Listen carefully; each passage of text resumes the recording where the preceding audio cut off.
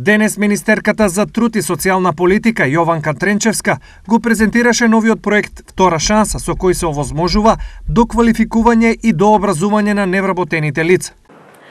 Едниот пристап за вработување или за остварување на нашата цел за активација е преку мерките за вработување со кои што им овозможуваме на невработените лица да се вработат, односно преку различни видови на обуки во реални работни услови, да можат невработените лица да се стекнат со поголеми вештини и компетенции кои што се бараат во реалниот сектор, односно во бизнис секторот.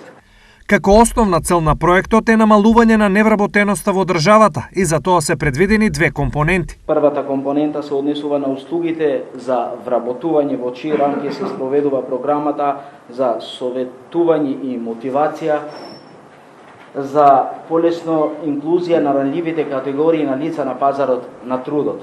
Втората компонента се однесува на активни програми и мерки за вработување, при што се предвидени обуки за побарувани занимања на пазарот на трудот, обуки кај познат работодавач, субвенционирано вработување, практиканство, како и обука за втора шанса.